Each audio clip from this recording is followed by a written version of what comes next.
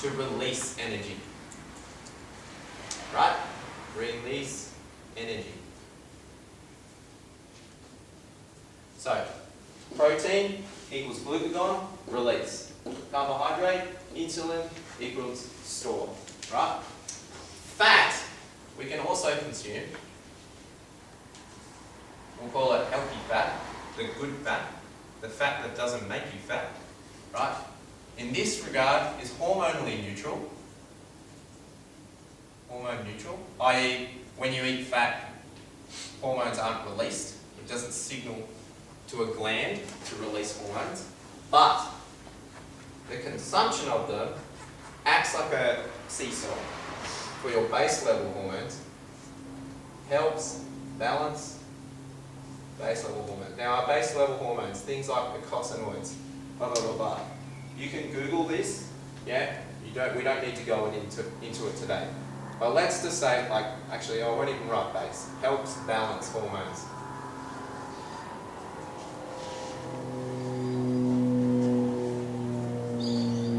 Right? This is where we're starting to get a little bit too deep, but we don't need to. Okay?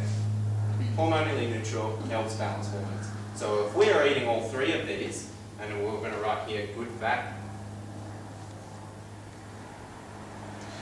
equals unsaturated, so mono and poly, unsaturated, mono, poly. So found in olive oil, avocado, nuts, seeds, omega-3, so not omega-6, omega-3, right? Also act as a combatant to toxic fat, okay? This is what you have.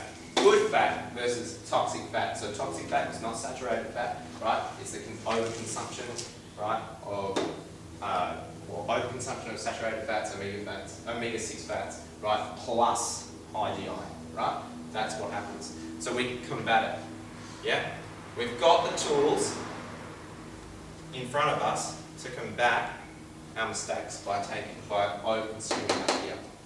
Okay? Are there any questions? Am I going too fast? Yes, sir. So omega-3. Oh, yes. Sorry, omega-3. Cool. Good point. Omega-3. Alrighty?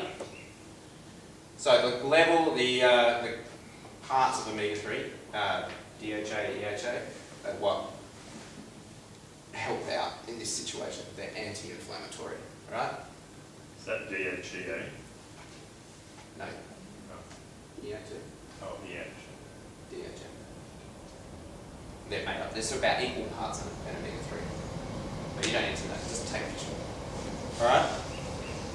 So, these diets, right, telling you what to eat. So, if we have a look at paleo, paleo says only get food that you can hunt and gather, right? Our ancestors ate, right? The caveman ate, right? They can only get low-fat protein, right? So meats like fish, red meat, chicken, blah blah blah blah. They can only get those good carbohydrates I was talking about, low GI, the stuff that grows out of the ground, yeah, coloured vegetables. And then they say fat, eat nuts and seeds, right? So there's an example of how a diet would tell you what to eat. Now, we don't know how much. Well, that's great, Leigh. You're telling me I can eat as much paleo food as I want. Well, that's not the case, right? In diets, in medicine, there are 4 types of diets. Low glycemic load, so low carb load, yeah, moderate, GL, high GL, very high GL. So glycemic load, yeah, that's the term. Atkins, carbs are bad. Eat lots of protein, lots of fat, not too much carbohydrates. Moderate, paleo and zone. Have some carbs as well as your protein and fat, but probably about even amounts. High glycemic load, any government diet, right? You've all seen the graphs out there, the pie charts, it says like, have a balanced diet, but it seems to include lots of bread and things like that, grains. Very high glycemic load, the 50% of people in our country who are fat. Smashing junk food, okay? Not enough healthy fats, not enough protein. And this usually leads to also, or it's weird, a sedentary lifestyle. So, no exercise. Right, so how much should we eat? Leigh, tell me exactly what percentage protein, carbohydrates and fat should I eat? Well, how much I should eat is different from you. It's from you. We're all genetically different. But what is common is that we fit into or around 3 different body types. And this affects how we split our macronutrients. Right? Okay, who knows ectomorph, mesomorph, endomorph? 3 different body types, right? Ectomorph, extremely lean people, long, lean, you know, they smash rice all day, don't get fat, you know, extremely lean, usually endurance athletes, that kind of body, right? Mesomorph, V-shaped, muscular, only have to walk in the gym once and they've got an abs, you know, we hate them. Endomorphs, right? Look at a Snickers bar, don't fit into their pants. It's very unfortunate, right? They're not defined. You can't just be one, but you fit somewhere along here. You know, where are you? This affects how much we have here. So the zone tells us, right, to have 40% carbohydrates, 30% fat, just liquid fat, right, and 30% carbohydrates. This cookie cutter approach, right, does not work for everyone. But if you go and read the zone, it says there's a slop factor, right? Depending on who you are, blah, blah, blah, you can sort of manipulate your macronutrients. That's what I'm here to tell you, is that you have to manipulate your macronutrients, depending on your body type and depending on your goal. Because if you're an ectomorph, it's really unlikely that you want to cut body fat because you're already low body fat, right? This split here, not going to help you, right? So ectomorphs, I come across a lot of ectomorphs in my job, and I have skinny kids who need to put on muscle, yeah? So here we're going to have a higher carb, higher, not high, higher show percentage, right? And a lower fat percentage, right? Zone probably fits in well here because they're in the middle, right? They're what we call metabolically flexible. You give them carbs, they can burn carbs. You give them fat, they can burn fat. They're just special, right? Endomorphs are probably people who really struggle, right? Trying to lose weight. And that's where we get to have a little bit less carbohydrate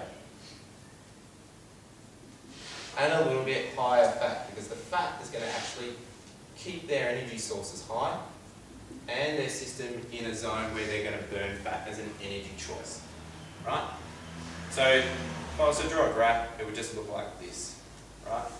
And that's really poor, but mesomorphs are in the middle, right? Endo are out here, and you just play with your carbs and fat levels, and they meet in the middle. So if you're around here, right, you might be a little bit skinny, but you're not totally, you know, ectomorph. You might be somewhere halfway in between. You can play with your percentages here. Find out what's best for you. If you're putting on muscle, staying lean, right, that's good. That's what we want. If you're coming to CrossFit 4 times a week and you have good percentages, you're making good food choice, right, you're going to find that nice wellness area where you're lean, got some muscle mass, right? Probably not sick that often, sleeping well, yeah? If you're an endomorph or anywhere in between sort of mesomorph and endomorph, right, and you want to lose some body fat, get towards a healthier state, you're going to have a lower carbohydrate percentage. Now, we're not talking about 10, you know, and then whatever, 45, right? You can't just completely starve yourself of carbohydrates, otherwise performance will definitely go downhill. You will have no energy, right? And you're just generally not going to feel well after a couple of days. You might hurt somebody, okay? Not yourself. Whoever you live with will not like you anymore. So Leigh, Yes. how do you figure that out for yourself? How do you figure that out? Play with it. You should know. You know your body type, yeah? You will know. If you like do CrossFit 3 times a week and you stack on, like if you perform well like all the time, you stack on muscle, like your weights are going up all the time, you're probably in here, yeah? But remember what I said, you're going to float somewhere around here, yeah? And then it's when you play with it. Like you might start in these percentages, yeah? And you go, well, nothing's really happening, yeah? So I'm going to go to 25% carbohydrate. Yeah. Does that make sense to people? Yeah. And how do you, if you're an endo, then you have to decide on how much protein, do you just do the same amount of protein as well? Yeah, well, you want to have the higher fat. So if you substitute your percentage of lowering carbohydrate, probably with fat, right? Fat, healthy fats, right, gives you the most bang for your buck for calories per gram, right? Highest amount of calories per gram. So, I'll keep that up. Fat equals high cal per gram.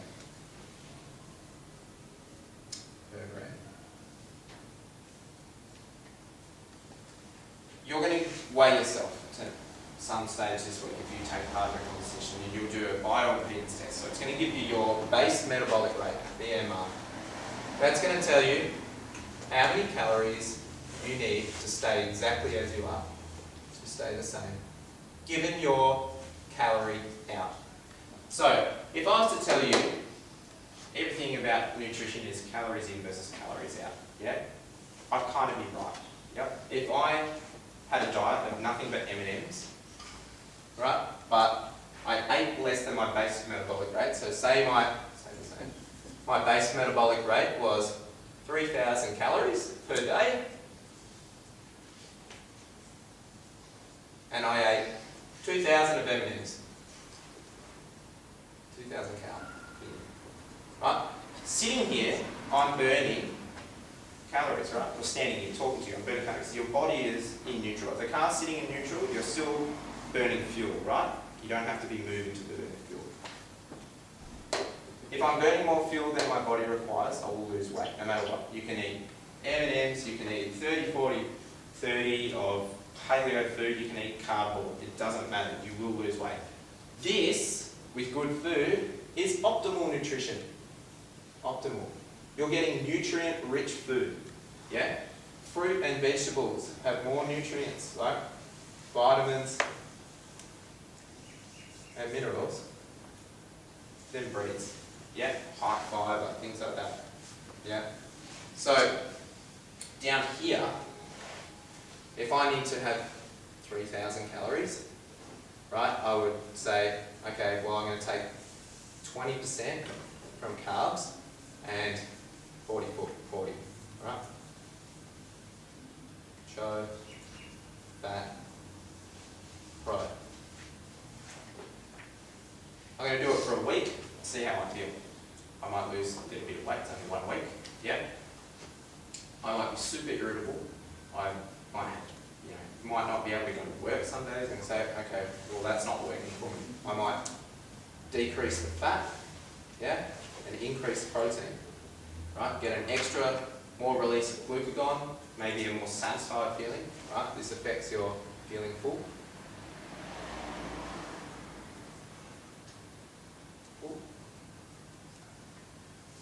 And then I might start feeling better. Your body's always having a constant conversation with you. It gives you warning signs, yeah? You know when you're hungry, you know when you're full, you know when you're tired, yeah? Your body's telling you something, and it will tell you here, yeah?